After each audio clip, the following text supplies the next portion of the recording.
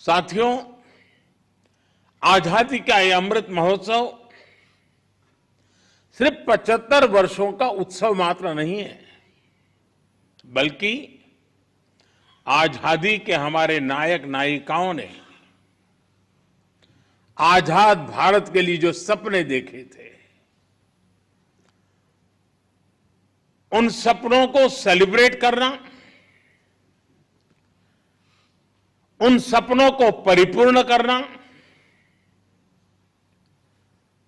उन सपनों में एक नया सामर्थ्य भरना और नए संकल्प लेकर के आगे बढ़ने का ये पल है। आजादी के लंबे संघर्ष में जिसने भी हिस्सा लिया, उसने इस आंदोलन में एक अलग डायमेंशन को जोड़ा, उसकी ऊर्जा बढ़ाई। किसी ने सत्याग्रह का रास्ता अपनाया, किसी ने अस्त्र शस्त्र का रास्ता चुना, किसी ने आस्था और अध्यात्म का रास्ता चुना, तो किसी ने इंटेलेक्चुअली आजादी की अलग को जगाने में अपनी कलम की ताकत का उपयोग किया। किसी ने कोर्ट कचहरी में मुकदमे लड़कर के देश की आजादी में एक नई ताकत भरने का प्रयास किया।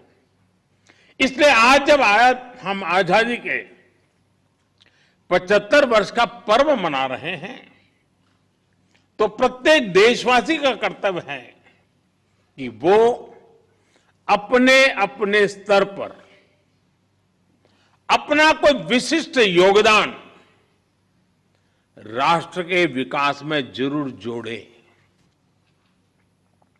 आप देखिए, अगर हम राष्ट्र के तौर पर देखें तो भारत ने बीते 8 वर्षों अलग अलग आयामों पर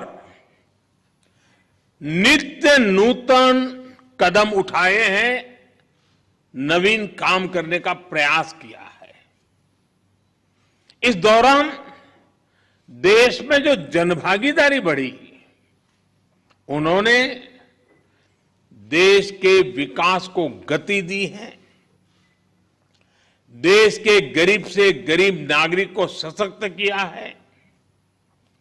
स्वच्छ भारत अभियान ने गरीब को सम्मान से जीने का अवसर दिया। पक्के घर, बिजली, गैस, पानी, मुफ्त इलाज जैसी सुविधाओं ने हमारे गरीब की गरिमा बढ़ाई, हमारे नागरिकों के आत्मविश्वास में एक नई ऊर्जा भर दी और साथ साथ सुविधा भी बढ़ाई। कोरोना काल में मुफ्त राशन की योजना ने 80 करोड़ से अधिक देशवासियों को भूख की आशंका से मुक्ति दिलाई। देश के आधे से अधिक आबादी जो देश के विकास के विमर्श से, फॉर्मल सिस्टम से वंचित थी, एक्सक्लूडेड थी, उसका इंक्लूजन हमने मिशन मोड पर किया।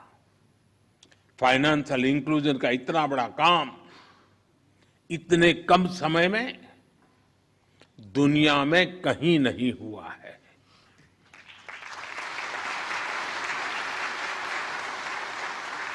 और सबसे बड़ी बात, देश के लोगों में अभाव से बाहर निकलकर सपने देखने और सपनों को साकार करने का नया हौसला हमें देखने को मिला। हमारे साथ जुड़े रहने के लिए देखते रहिए देश रोजाना का YouTube चैनल। सब्सक्राइब कीजिए, साथ ही देश रोजाना की खबरें सबसे पहले देखने के लिए प्रेस कीजिए बेल आइकन।